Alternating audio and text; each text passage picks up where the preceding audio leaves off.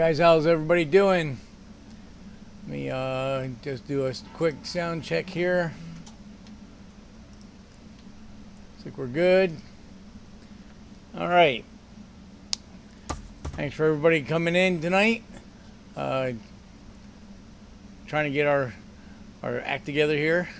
Let me just stop this music from playing. Okay. So just got back last night from LS Fest, and what a trip that was. My buddy Scott and I drove up in his 77 Olnick Chevrolet race car hauler, vintage race car hauler, with his Corvette in the back, and I had my trailer with the NASCAR in the trailer behind his truck. And hey Rick, how you doing? We didn't have the new engine installed yet, or the transmission, so it was probably, hey Kenny, how you doing? Probably the last trip for that engine, hopefully. So that truck, for you guys that haven't seen any of the videos on the channel, it's a 366 tall deck big block truck engine. So it's very small cubic inch, very small ports. It was what they considered a small industrial truck engine back in the 70s. They actually had a 427 offering also, which had a lot more power and torque. This truck does not have that. And it has a 5-speed Fuller truck transmission in it, which is first gear is a granny, and then you get 4 forward speeds plus a 2-speed rear end. So you can split it up. It actually makes it, well, if you use high-low in each gear, it would be a 10-speed, but typically the high-low is only in the 4, so basically an 8-speed. And very a lot of work goes into shifting that truck. So typically, hey Ryan, how you doing? Typically you just use second and third to get moving, then you go into fourth. You go fourth low, then the fifth low, then the fourth high, then the fifth high. And all those shifts basically have about 400 RPMs in between them. Hey Chris, how you doing? Yeah, we're going to talk about LS Fest tonight, that's for sure. So there's a lot of shifting going up and down hills. It needs a newer Duramax. Yeah, that would be what I would put in it, but Scott wants to keep it. It's got a big block Chevy in it, so he wants to keep it big block Chevy. He really doesn't know much about diesel, so he's just not comfortable with that. Good thing is the gas engine will bolt in fairly easy. So we're going to put the 8.1 Vortec big block in, which is everybody calls the big block LS because it's coil on plug and a multi-port injection manifold, and it's got an Allison 5-speed behind it, which we can convert to 6-speed if we need to. And I've done the gear ratio math, and the truck should run, as long as the load is okay, it should run about 70-75, which now it runs about 60-65. So on a 14-hour trip typically to Bowling Green, we don't go up 24 for the people that are on the East Coast and know that they're interstate roads. From Florida, we would take Turnpike to 75, and at 75 to Chattanooga, you would take 24 to Nashville, and then up 65 to Bowling Green. That is the quick route.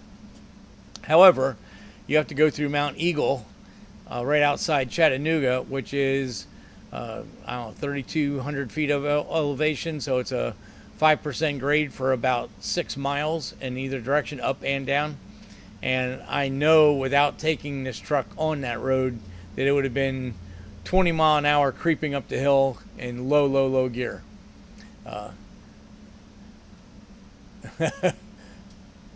just got to do the truck side for diesel also, LOL. Yeah, for sure. But it'll be good with the gas engine because it's going to about double the horsepower and double the torque and be an automatic, so we won't have to be shifting all the time. There's many hills with 3 downshifts, then get to the top of the hill, 3 back up shifts, and then you go down that hill and back up the next hill and 3 downshifts again. So a lot of shifting through the hills. But nevertheless, it was still a very good trip. For you guys that followed on Facebook, we thought we lost the air conditioning. Yeah, it's the 8.1. It's a good engine, and we're building a fresh one for it with a better torque camshaft than what GM put in them. It'll have the Holley Terminator on it, so that'll work out real well. So yeah, so when we left last Wednesday morning. So Tuesday night we had the show. I already had the truck and trailer loaded. Got up at 4. Scott and I met at 6, and we were on the road. I noticed right away that the voltmeter wasn't showing 13. I was kind of perplexed about that, but everything seemed to be working. The lights were working, radio, everything. The truck's driving fine. So I just assumed, because we've had the dash apart in that, we've moved gauges around in that, and I really haven't driven the truck since all that was done, that maybe the gauge just wasn't reading correctly, because it started and did everything it's supposed to do fine. So we rolled up the road, got to outside Atlanta on 20, started heading south, or west, and we listened to one of the Google Maps deal. Said, oh, take this route, it's 9 minutes faster. Well, we shouldn't have done that. So we're on all these off the highway roads, and through a couple cities, and where you got stop signs and stoplights and whatnot. And it was 2 times we had to climb a hill from a stop sign, and the truck backfired climbing the hill. And I thought that was kind of weird, and Scott's like, what was that? And I'm not really sure. But then we started hearing a goofy noise, kind of a swirling noise, and it was mile per hour RPM related. We weren't sure, and we had nowhere to pull over. So noise started changing. By the time we were able to get a chance to pull over, popped the hood, and the AC clutch is slipping on the compressor. So I'm like, oh, great. Another trip to Bowling Green, another burned up AC compressor. So we turned the AC compressor off. That noise went away. And we made it to Douglasville, to our hotel, without much issue. So we just kind of wasn't sure what that backfiring was, and just assumed that the AC compressor was burning up. It's a Reman A6, the old big GM style compressor. So we just assumed that's what it was going on. It was tearing up. So got up the next morning fairly early. I think we got on the road at 6, which now we're right at the cusp of the time change. So we got going at 6, got on the road. We're heading west on 20, and slowly, the headlights and stuff kept getting dimmer and dimmer. And I'm like, okay, we've got a problem here. So I turned the headlights off and just left the running lights on. Climbing up a pretty good grade, and she starts backfiring really good, but multiple times this time. And we were able to limp it to the top of the hill, and I pulled off to the side of the road and went and got my test light. Actually, it's a wow, just totally lost my train of thought there. Test light voltmeter combo, power probe. There we go. Out of the trailer, and went and hit the battery, and the battery had 5 volts in it. So that thing had been running off the battery the entire 14 hours on Wednesday, and about 30 to 40 minutes on Thursday with the headlights on and all the running lights and all that stuff on. Of course, we didn't have the AC on because we thought the AC compressor was burned up. So, I went in and pulled the battery out of the truck, pulled the winch battery out of the trailer, swapped them out. That battery was fully charged, thank God. And we were able to get off the highway into a Love Truck Center. We needed fuel anyway, so we filled up the truck and found out that there was some parts stores, one exit back the opposite direction. So we went ahead and went back, hit an O'Reilly's, and got a reman alternator. Of course, they didn't have the one for the truck, but I just told them look up, 77 C3500, and guess what? It was the same darn alternator. So the only difference was the pulleys of 15/32 V belt instead of a 17/32, but it's fine. The belt rode on that thinner pulley, no problem at all. So I went ahead and changed the alternator out in the parking lot, and within 45 minutes we were on the road heading to Bowling Green. And actually made it the rest of the way without incident. We had no problems at all. It was funny though, the truck was running hot the whole day on Wednesday, and we were the reason why it was almost 15 hours to Douglasville, which should have been a 10-hour drive. The truck didn't really want to go over 3,000 RPM, so 55, 60 is about all we could run. Well, after putting the alternator in there and having full power, charging, it was charging 13.9 when we're sitting on the side of the road, and the gauge and the dash was showing over 13, even with the headlights and everything on. The HEI was giving a weak spark that whole time, so it made the first leg long, and I'm sure we burned a lot of extra fuel. But so after we fixed that, I could run 65, I could run 70 down hills. Temperature dropped about 20 degrees. Everything was good.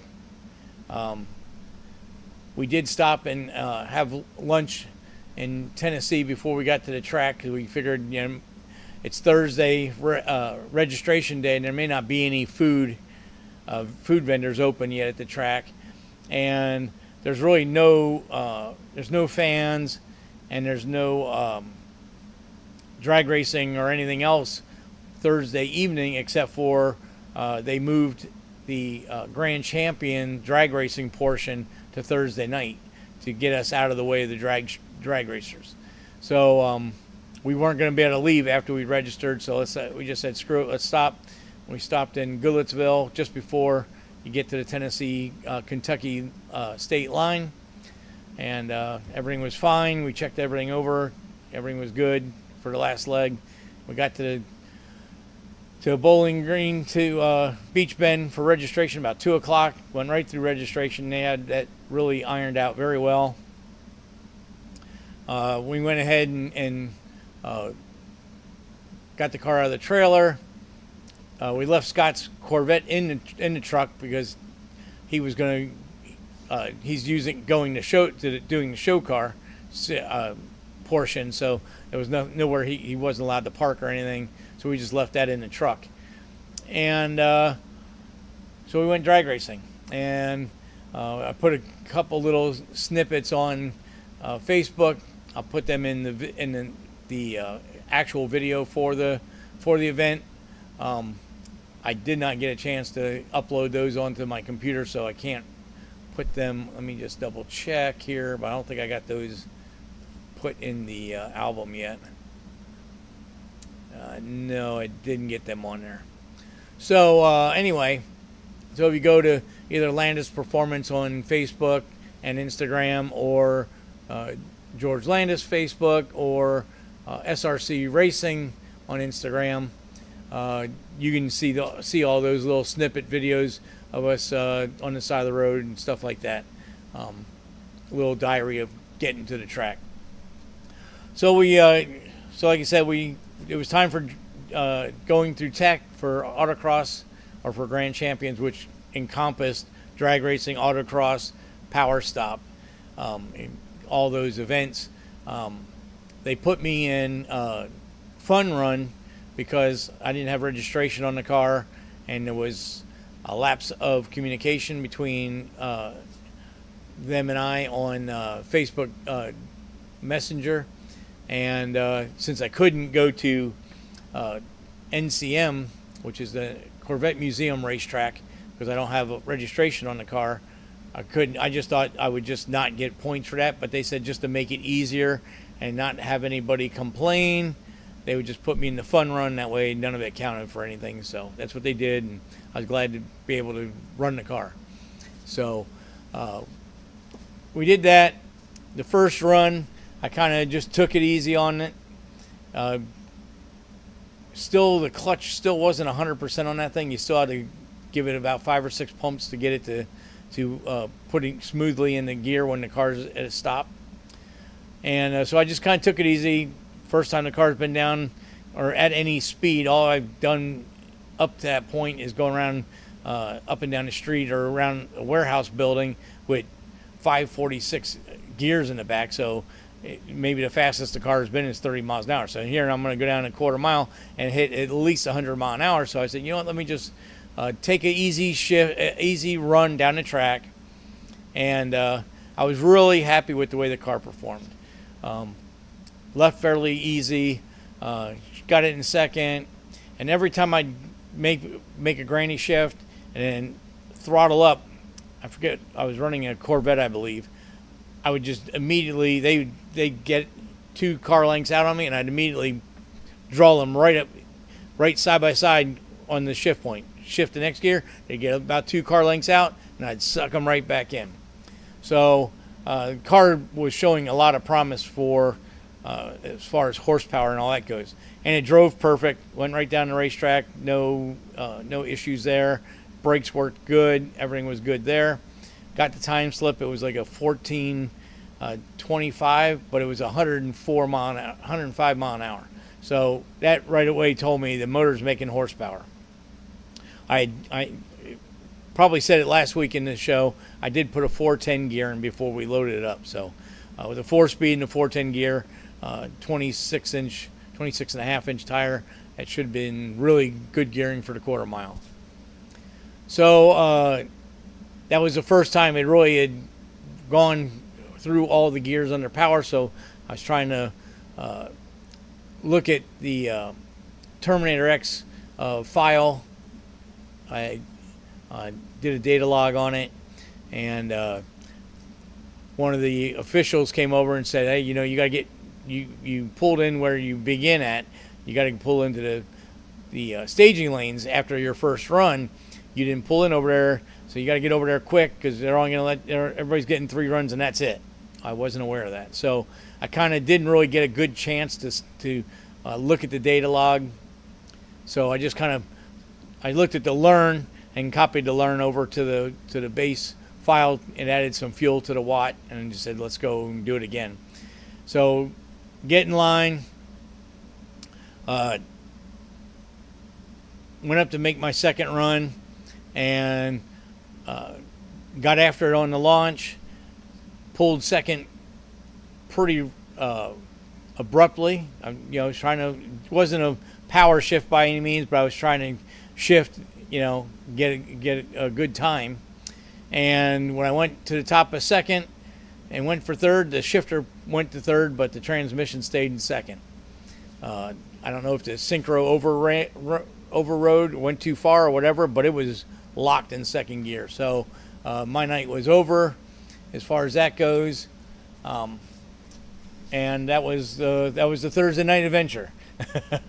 So Scott and I took the truck, and with the Corvette in it, we went and got the hotel that he had, and we spent the night.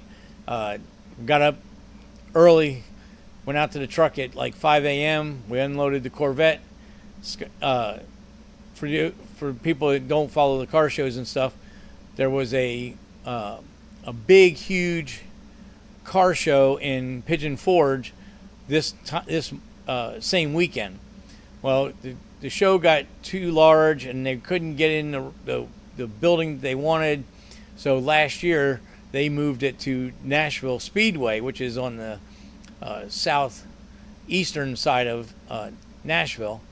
I believe it is. I didn't go there myself, but they call it the Triple Crown, and all the who's who of car building goes there. Dave Kindiggett was there last year and this year. Chip Foose, the Martins, Goolsby, all the big builders that have any kind of reputation all go to this show. Last year was the first year. Scott heard about it, but he didn't go. So this year he's like, I'm going on Friday, and then I'll come back to the Beech Bend for LS Fest on Saturday. So he left at 5 a.m. for Nashville, and I took the truck back to Beech Bend. And then, so then I went in my group, the hooker group. They have the autocross divided into two groups because there's so many cars. So they have a hearse group and a hooker group. I was in the hooker group. So we started the morning at Beech Bend. So we got out, and I had to go to Walmart, get a floor jack. So I didn't bring my floor jack and jack stands and stuff. And then I proceeded to take the shifter part, thinking the brand new hearse shifter, which I thought I had aligned up real good. Something happened to it. Come to find out, it was fine. The transmission was actually jammed in second gear and it wouldn't come out. So had to work on that a while, and got that popped out, put the shifter all back on. Of course, I missed the driver's meeting. Well, I caught the end of the driver's meeting. I missed the walk around the course. So my first autocross trip was, I really had no idea. I kind of looked at it from the distance, and it kind of looked similar to what they ran the year before. But, I didn't walk it, so I wasn't sure where the good turn-in points and all that stuff were. So I can show you that video here.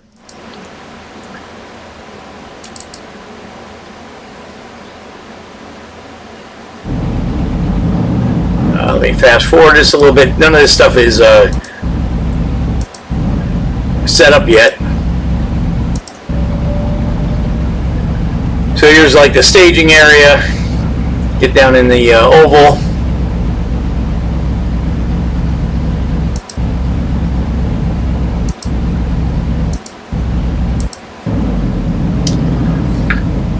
So here's the start position. They give you a couple feet to get a running start.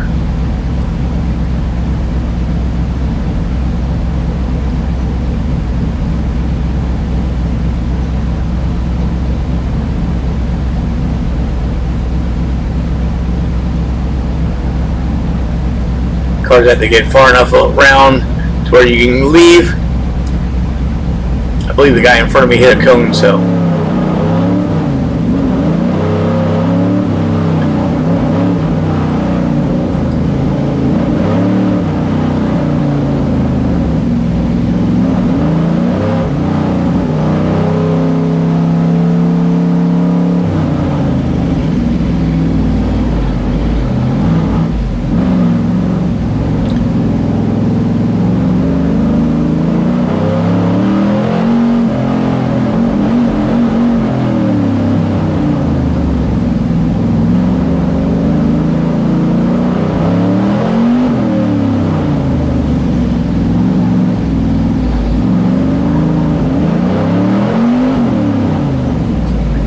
That was actually the first run on Saturday.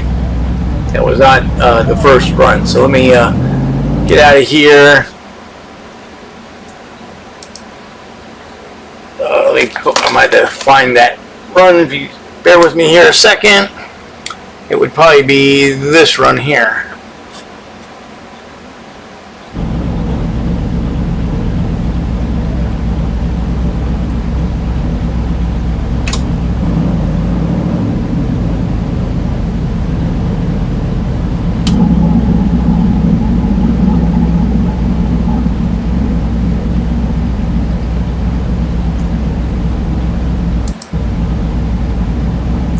I better tell by which way I hit the slalom. If this is the first run and you hear the transmission didn't want to shift. Kind of fought with that all weekend. I was afraid to really jerk it because I didn't want it to jam in second again. And you can see I'm kind of putt-putting on this one because I really wasn't sure where the turn-in points were.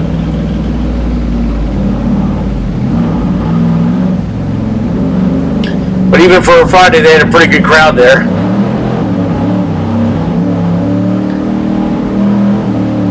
And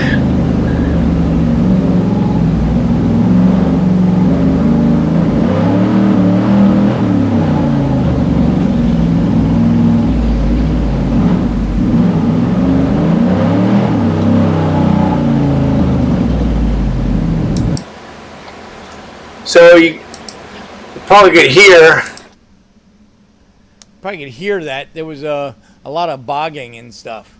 Well, you know, Chris and I did all this work to make his fuel tank, and you think I did anything to mine? Nah, I didn't do anything to mine. I just stuck the fuel pump in there and stuck the foam in, and tried to, you know, keep a lot of fuel in it. So I had about 5 gallons in it. Of course, ran the drag strip the night before, so that one run probably burned a half a gallon or a gallon, and then the second run probably burned close to that because now I drove down the track in second gear, and you know, I had to go all the way around and go through the pits and everything else. So on that first autocross run, there probably was only 3 to 5 gallons of fuel in that 22-gallon cell, with no catch collector can or anything in it. So after that, I went ahead and went over to the my buddy Tim and bought a drum of C16 and threw that 5 gallons in, so I had a little bit more gas, and that seemed to correct most of the stumble the rest of the day. Let's see here. So that would have been that one.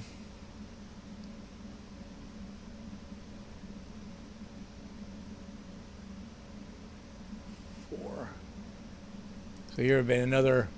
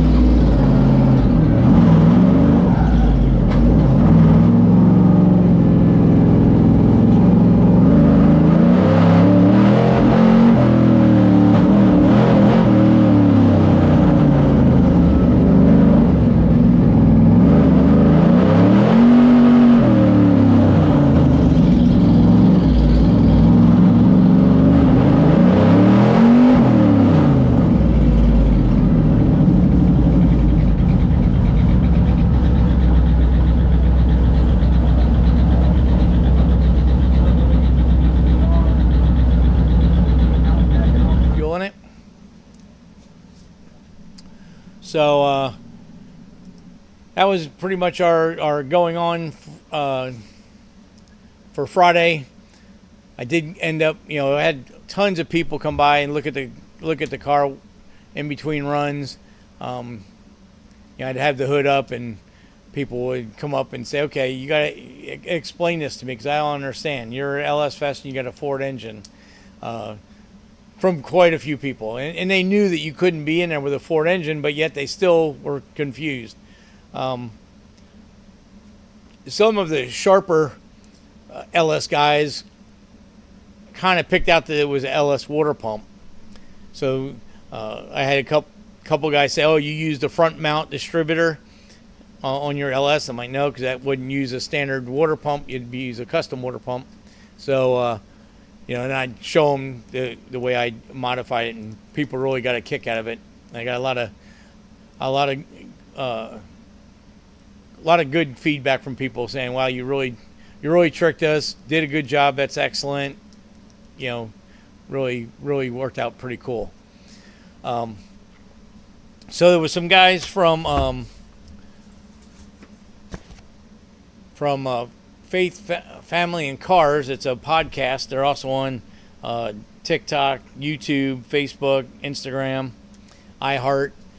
So those guys came over and they did a little 10-minute interview and took a bunch of video of the car. So that was cool. That's supposed to go on a podcast on September 17th, which is on a Tuesday. So actually, it's next Tuesday. So we'll see how that goes. I don't know if it's going to be during our show or during, if they're going to release it during the day or whatever. But I'll go ahead and try to get some snippets of that. And seemed like real nice guys. I haven't really listened to any of the. I just listened to the very first podcast that they did. They only have about 8 or 10 of them so far, but they did a lot of drivers at LS Fest. So he said there'll probably be a couple on the one that I'm going to be on. That was pretty cool. And ICT Billet reached out to me on Instagram and said they wanted to hook up, and we played phone tag for a while, but we did get that hooked up on Saturday. So I really didn't get a whole lot of film on Friday because Scott was down at Triple Crown, and my wife and youngest daughter, drove down from Ohio, and they got there about 5:30. So I was already done autocrossing and just had the car in the show car area, and we got together, and then we went ahead and left and called it a night. Got to the hotel and went dinner and whatnot. So so that put us to Saturday, and I ran at Beech Bend in the afternoon. So we got there a little late, and we got in the show car area, and had a real nice spot down by a lake in the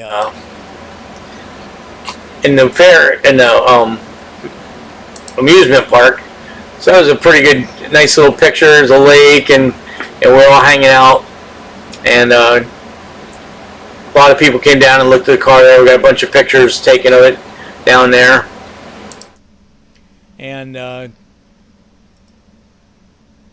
then at 3 o'clock, we started autocrossing again, and I got my time screwed up or something, but so I missed a driver's meeting, but I was able to walk the track and pick some good spots to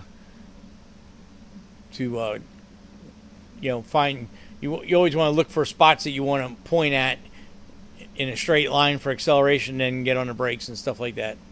So that worked out really well. And so I already showed you this clip, but I'll show it to you again. This was my best run on Saturday.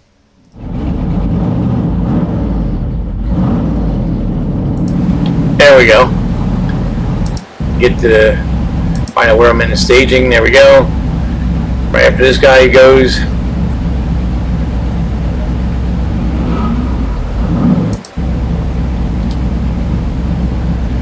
So this was my fastest lap. It was a 44.294.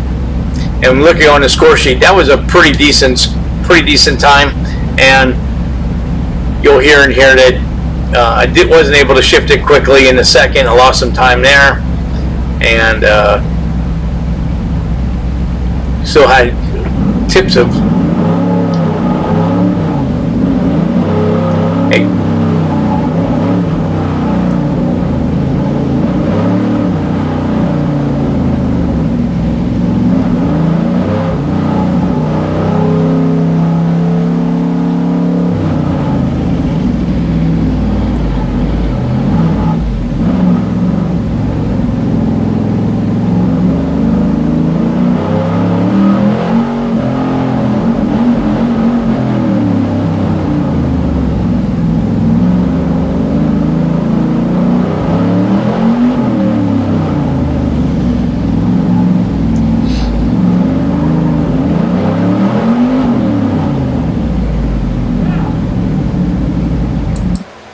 So you can see on the scoreboard, 44,294. That was my best time. I had a couple other 44,325 and 44,4 something. But even on that run, you could hear there was one or two spots where it hiccuped a little bit from fuel slosh, even though I had a good amount of fuel in the car. So definitely, learned some stuff. And also even on Chris's tank, I know now that we have to put some rods. Well, on his, he's got the sending unit, which makes contact with the collection bucket. But we're going to have to put a rod with a flat at the opposite end of the lid to make sure that collection bucket doesn't slide around in there. Because every time I opened a gas cap on this thing, the foam was just all over the place. You could just see everything was whipping around. And of course, the fuel pump was just on a short rubber hose, so it would be cocked and twisted, and I totally blew it on that deal. That's all on me, and cost me some good lap times. Although I had 0 seat time in the car anyway, so I mean it was all good. I had a fun weekend driving the car and interacting with all the people at the track. So it was a good weekend. It just wasn't a very good performance weekend. Between the transmission, which was unknown, I got that transmission out of a wow, I am bad tonight. I got the transmission out of a rat rod project. A guy had an early Dodge truck that he bought off eBay, and the transmission was in the truck with no engine, and I went ahead and sold him a 350 with a turbo 350 and put that in and got the 4-speed Sagnol from out of that. Nobody had driven it. He hadn't driven it, and I didn't drive it until driving around the building, and then it seemed at low RPM it seemed to shift fine, but if you revved it up, it wasn't shifting. So it's just, that's what happens when you finish the car the night before you leave to go to the event. You don't have all your ducks in a row, and I am going to try very hard to not have that happen next year. But nevertheless, it is what it is. We still had a blast. It was a great show. The amount of people in this place is just unfathomable how packed this place gets for this event. So that all worked out really well. So we got through that on Saturday. Everything was good. By the end of the day, I figured, well, I'd probably burn, because there's a lot of idle time in autocross. You're on the grid, and the car's idling all the way through. You're waiting. You get in line, 5-6 cars back. You keep inching up at that line. Then once it's your turn, you pull onto the track, and there's usually 2 or 3 cars in front of you there also, and then all the way back to your parking spot. So I'm sure that all that C16 and pump gas mixture, I probably burned at least 5 gallons off, because on the last couple runs it started hesitating worse again. So again, there's nothing I could do at that time. I just kept reorganizing the fuel cell foam. I tried tightening the clamp up on the fuel hose, try to keep the pump centered better, and that's what we did there. So Sunday comes around and it's the power stop event. So I can show you, let's see, pull this up. So here's the power stop. Oh no, this is an autocross. This is a autocross from Saturday that my daughter took.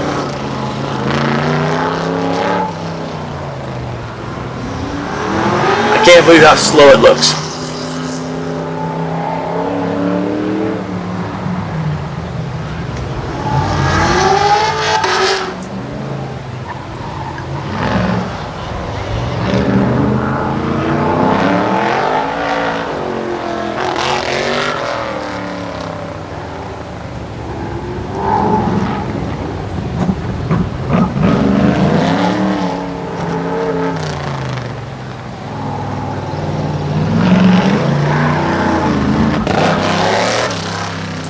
of course there you can hear the fuel pressure, fuel volume, and everything. And let's see if we can see what time. I can't really read the time through the fence. So that was by looking at the shadow on the track, that was probably the last run of the day. So here's the power stop. This is Sunday. And now I put 5 more gallons of gas back in the car. So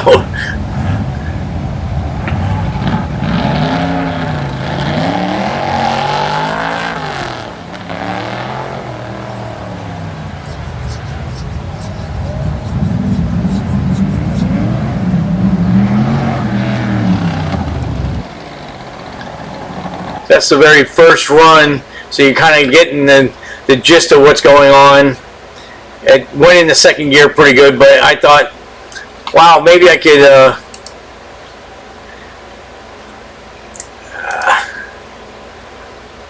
try doing first gear all the way through. Now let's see, that is not that run, I don't think. Let me see which run this is.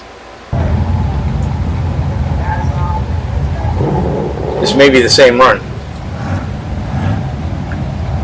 Might have watch and see.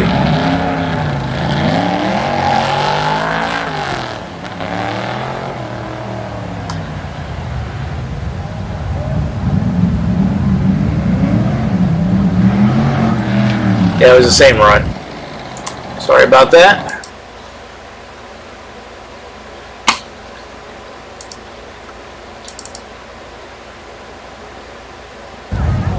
Now this is on, so you run a left side, then you run a right side. And you get a score for left and right each. So this,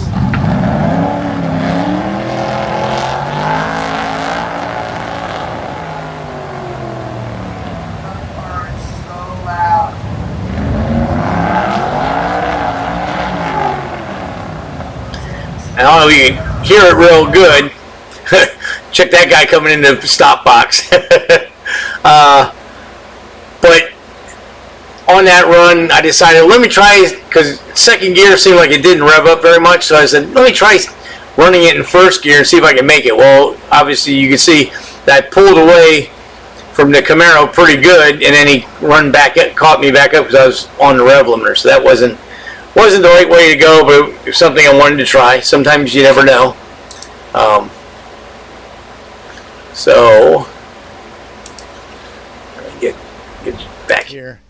So let me see if I can. I thought I had. I guess I didn't get the in-car on the.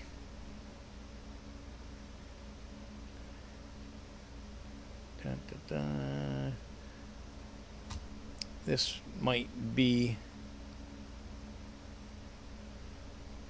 Oh, I know they didn't come through because. Okay, hang on. I got it.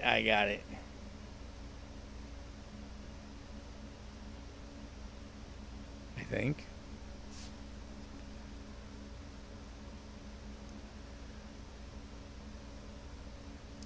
All right. I don't know where those other runs went. Oh, H would be for I.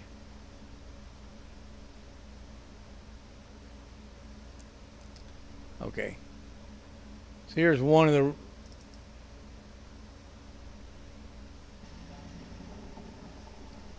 Hang on a second.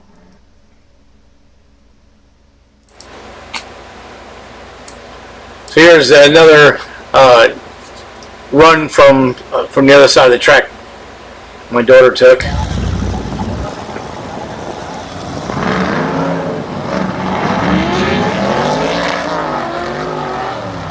And you see, that's when the transmission was fighting.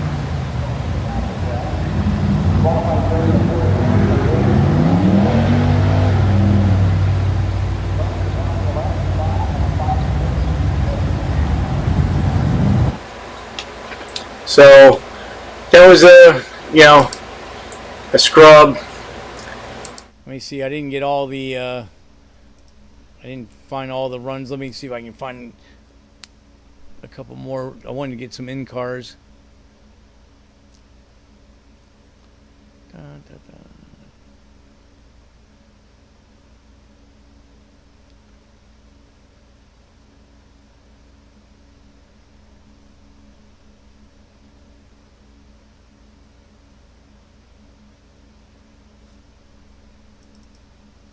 see what this one is.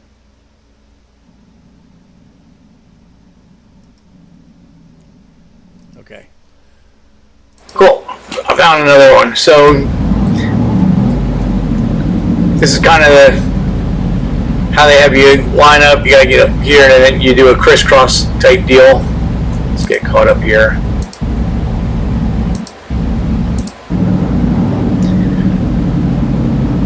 So pull into the left lane first.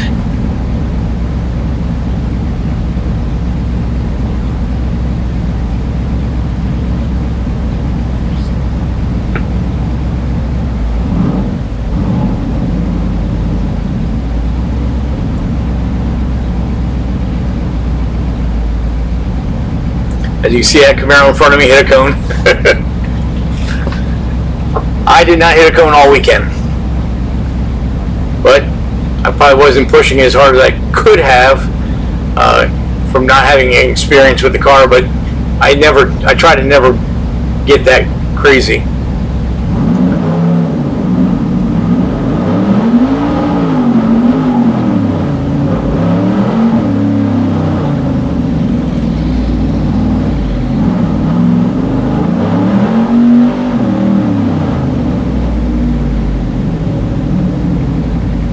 So obviously you can hear the transmission not cooperating. So now we do a crisscross and we pull into the right lane.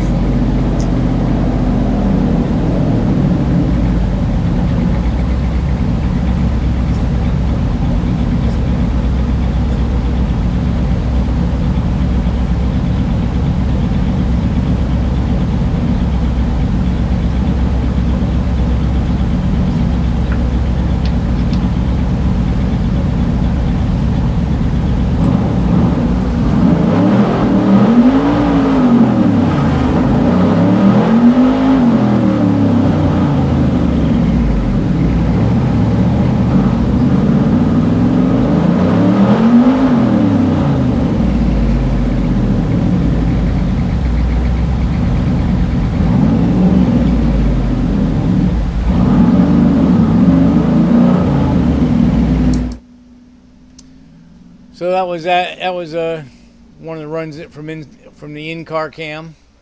Kind of give you an idea of what's going on there. I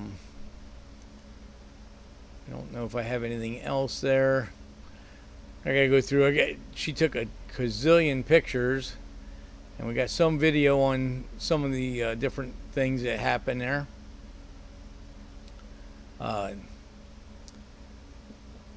She did get some. I'll show you guys some of the yeah,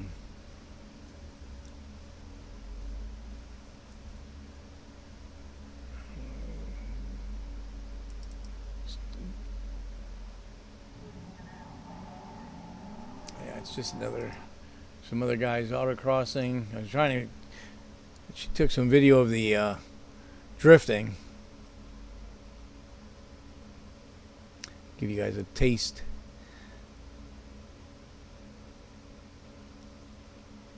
Well, I should have had this stuff better organized. I apologize about that. Probably up here.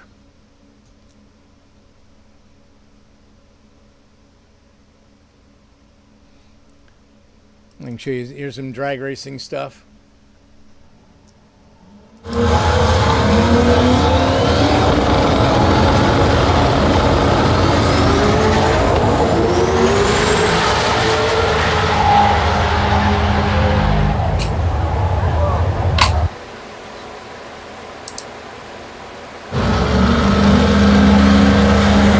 A lot of fast drag cars there for sure.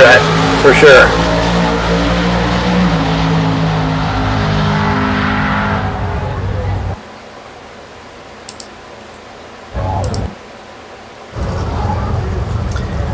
And the bleachers are covered, which were really great because this was Saturday morning, but Friday was over 100 degrees there. It was hot. Saturday was like 75. It was awesome. But it's hard to see the scoreboard when you're under there.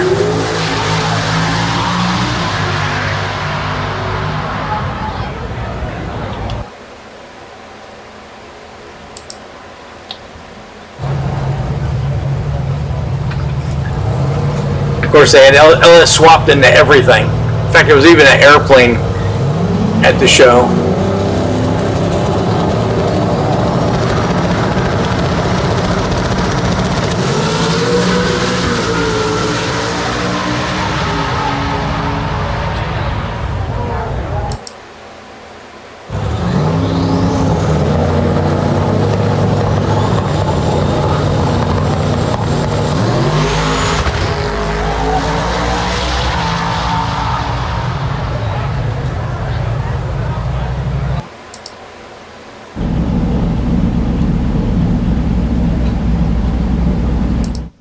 Okay, so let me see if I can pull up the drifting. It's growing on me. I didn't like it at first, but it is growing on me. I don't think I would ever do it, but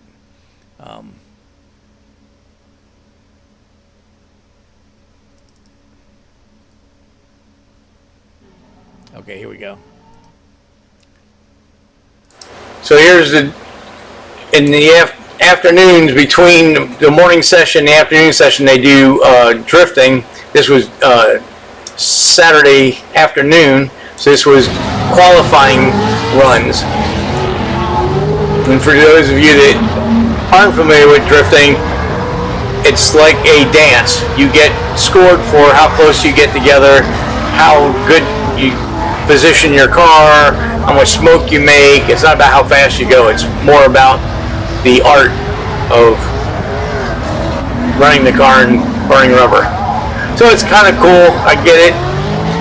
It looks like it'd be a lot of fun to do it, because the idea is to be as close as you can to your competitor. And typically what they'll do is, so the lead car is the leader on this one. This backup car has to try to mimic him. And then they come back around and they swap spots. So then the lead car is the follower. And they get a combined score. And that's how they set the qualifying. I think they had 48 drift cars this year. So it was a really good competition. This is about all the footage we got, because they ran pretty late in the evening. And so we didn't stay for that.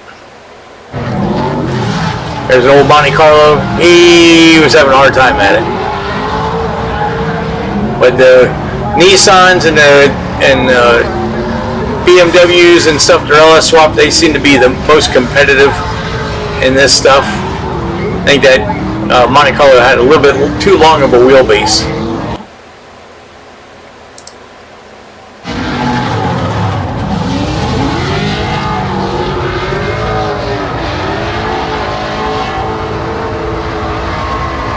These guys got together pretty good. Actually, they got together right there. They ran into each other.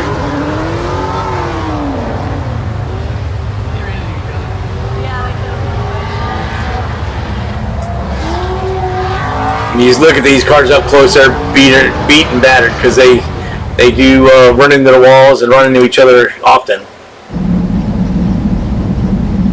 All right, so that's all she got of that. So anyway, that hopefully gives you guys a taste of LS Fest. Looks like it may have just jammed up a little bit. I see an error on YouTube. See if it goes away.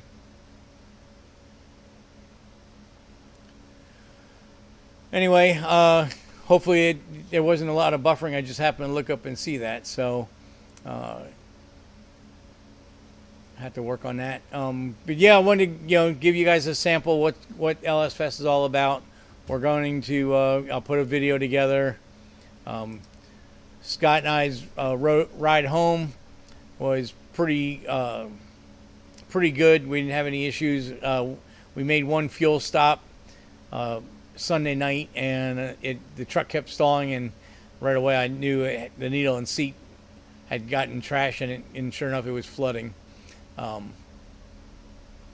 So took the needle and seat out, blew it out. We were good to go, and then made it home the rest of the way on Monday. Unfortunately, from Macon all the way home, we were in and out of rain the whole time. I see Ryan tried to text something. Oh, he erased it. But yeah, so that's it. Hopefully I can get some more guys to go up this year, next year. Hopefully we'll have Dave's Chevelle done. Maybe he'll want to come up with us. Chris, I mean, it'd be great. Not only the autocross, and if you want to do the autocross segment, but they also have HPDE races on the racetrack, on NCM's racetrack. So Ryan says Goldsby had a beautiful square. They earned the Truck of the Year award. Hope to be there next year. Yes. Goolsby does some nice work, and I don't know. I don't know if their body work could stand up to what you do. From what we've seen, is it's awesome. Yeah. So Chris, next year you could either do the road course part of it with HPDE, or you could do the autocross stuff with us. Yeah, Jeff Max says the after stuff is always the best. Yeah, unfortunately I had family there, so I had to hang with the wife and my youngest daughter, so didn't really partake too much in the after hour stuff. Although from our hotel we could hear there was a lot, especially Friday night. They were running up and down the highway a lot for most of the night. Saturday night seemed to be a little bit more subdued. I heard there was a big hangout at the local Buc-ee's gas station, but the police ran them off after a while.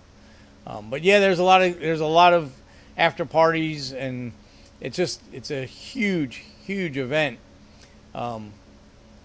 They didn't even tallied up the numbers yet, but I know in the drivers meeting, Jimmy Day that runs FM3, that is the production people for the event, and he runs the Optima Ultimate Streetcar Challenge and stuff. He does a lot of autocross type events and stuff, big shows and stuff. And he said between drag race, autocross, drift, and show cars, there was over 2,400 registered at the event. So a lot of vehicles to look at. Being competing in the autocross, I never really get a lot of footage on all the other stuff that's going on, but there is just tons of things going on all over the place at all the time. Jeff says he lives local, so he's there every year. Yeah, awesome. Yeah, this was my 6th year going. I've missed last year. I had a wedding to go to on the same weekend, and I missed obviously the COVID years. But yeah, it's a great event. It's a long drive for us, and I'll do it every time. It's just such a good show. So we'd like to get a bunch of guys to go up there this year, next year with us. Like I said, Dave, Joe with the Camaro, he had a little coolant leak, and I wasn't able to get the car in the shop before I left, so I didn't he wasn't able to go. Jeff says I have an LS Swap S10 and a built Silverado. Oh, very cool, very cool. Yeah, so we have a lot of LS swaps on the show. The first 4 years that I went to LS Fest, I had my 50 Chevy, which I ran the Grand Champions with. It was a patina, bluish green Chevy. That was LS swapped, obviously. My buddy Scott's Corvette is 64 Vet is LS swapped, and he has a 63 Pontiac Le Mans LS swap. That's actually got a C5 drivetrain in it. He switches back and forth between each year, which he's going to do. Obviously, Joe's Camaro's a LS swap. Ryan said it'd be cool to hook up next year. Real long drive, but we're going to try. Yeah, for you guys, it is an extremely long drive. And hopefully with Scott's truck having the new engine in it next year, hopefully we can get it back down to a 14-hour drive. For us, if we go through Mount Eagle and take 24, we can do it with big fuel ups and stuff, probably 16 hours straight through. But if you break that up into 2 day drives, it's nothing at all. Jeff says, subscribe to your channel. Hope to see you next year. Awesome. Appreciate you subscribing. We're going to, coming up on the channel, besides these live shows, this is episode 60, but I'll be dropping part 2 of the Cup car, the engine build and assembly. And then I'm going to drop the, once I get through all these pictures and stuff and get all this edited, we'll drop our view of the LS Fest this year, the sights and sounds that we saw. And that's the cool thing. There's a bunch of different people that go on YouTube. They film the thing, so you get a different perspective. A lot of the viewers, a lot of people that had stuff up online already, they were probably more local, so they probably had Sunday night and Monday to do editing, which I was still driving. But they were mainly drag racing videos. So, you know, between all of us that put stuff up on YouTube, you can get the sense of the entire event because everybody's doing different things. There's a couple guys that just said on the drifting, but they get real good coverage on the drifting. There's the burnout competition, so there'll be people will be putting stuff out on the burnout competition. I even think I saw a couple snippets or maybe shorts from the dyno challenge. So there's all kinds of things going on during the weekend there. So it's a really great show. Anybody that hasn't been there or thinking about going, it's something you really should try to do. I'm sure Ryan's probably going to be more towards the Triple Crown, but we'll hook up, man. We'll do somehow we'll figure it out. So normally I'm at Beech Bend typically from Thursday. I try to get there by noon, and we stay till Sunday till about 2 o'clock, and then the rest of the time we're traveling. So if we can get there quicker, then we could stay later on Sunday, and obviously Thursday it wouldn't matter if we get there much earlier than that, just as long as I'm there in time to do the drag race portion of the Grand Champion stuff. So next year I hope to have a car that's registered so I can do the entire challenge. My goal is to get the Vet Hawk, which is now out of the trailer, but it's outside under a cover, is to start trying to put a couple hours every Sunday on there so that I'm not in the position I was in this year. Obviously, the car will not be finished by next year as far as completely finished painted interior, but if I can just get it up there and use it as a shakedown event for the next year to have it there in total paint and total interior and everything else, because the end result of that car is to be to do the Optima Ultimate Street Car Challenge, which you get points for design and engineering, along with the Power Stop, the autocross. They do a road course time, and then they also do a street cruise. So you get those 5 segments, and that you get your scoring out of that. So that will be farther down the line, but if I can get the Vet Hawk to LS Fest next year, that'll be huge. Ryan says, I figured a week of driving, but would be worth it. Be great to meet each other for sure. Yeah, you would, because you guys are so, well, from my place to Houston is 21 hours, but I'm way south. So Bowling Green to Dallas, Houston. Well, Dallas would be closer to you. I think is about 8 hours, and I guess I'm not sure. I never looked over the map, but I guess Ryan, you're probably about 8 hours from the Dallas area. You may even go maybe more direct route than going all the way across on 20. You'd probably go maybe on 40 would probably be the best bet for you. So yeah, it'll be a couple days of driving, that's for sure. I mean, like I say, for us, my buddy Scott doesn't like driving at night, so we try to drive 12 hours on the first day, and then we got like a 5-hour drive on the second day. So you'd probably have 2 12-hour drives probably each way, but I think it's worth it. Scott's report I'm 18 to Dallas. Wow. Okay. Yeah. So you're going to be 3 days, probably 3 12s each direction. That's going to be a drive, but it's so worth it. And that truck is going to be. I mean, you want to get that out in the eyes, and obviously, the Triple Crown would definitely be an awesome place to take it to get the eyes on it. You could, if you're going to LS it, you could do like Scott did and go to Triple Crown on Friday and then do LS on Saturday, Sunday. Because the judging, well, at least for this year, judging for Triple Crown was only done on Friday. Saturday was just a show day, and then I think at the end of the day they awarded the winners. And you pretty much know if you're going to be in the winning category or not. So you could try to pull 2 events off. Triple Crown at the Nashville Speedway to Beech Bend Raceway is about an hour and a half drive, so it's not terrible. But yeah, obviously during the year we'll touch on this show again as we get through the season, and we'll keep an eye on Ryan on Facebook, how he's making out on his truck. That thing is getting close to paint. I can't wait to see color on that thing because it looks phenomenal in primer.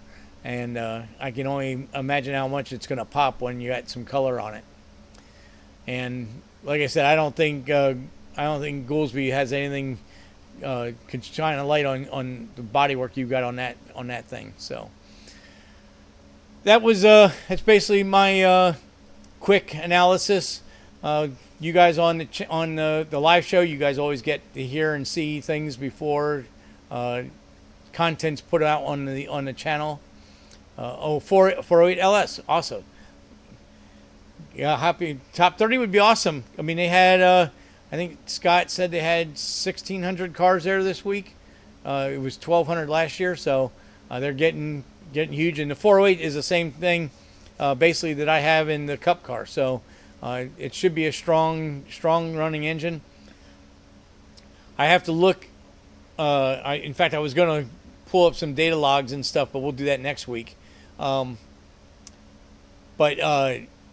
between the fuel slosh and everything else, I had to put enough brake-specific fuel consumption in tune for 650 horsepower. So, I haven't dynoed the motor yet. I can't wait to get on a dyno to see actually how accurate that is. But it's